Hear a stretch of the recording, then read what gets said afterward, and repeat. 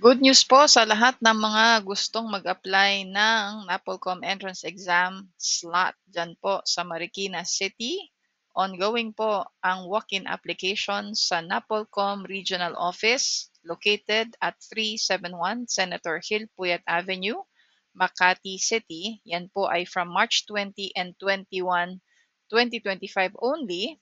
Sa mga nagtatanong kung meron pa yan from March 24 to 28, abangan po natin ang kanilang announcement.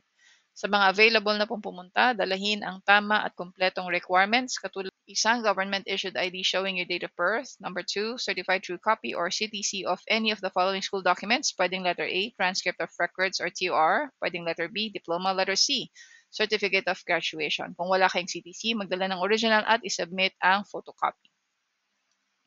Number 3, magdala kayo ng dalawang identical copies ng passport size colored photos showing yourself wearing a white shirt with a white background, holding a name tag showing your first name, middle name, and last name, one legal size white envelope with 21 pesos worth of postal stamps and 400 pesos para sa inyong pangbayad ng exam fee. Join our 15-day final coaching course from April 7 to 25.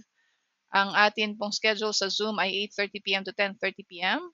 para kayo na ang susunod na #NAPOLCOM Passer.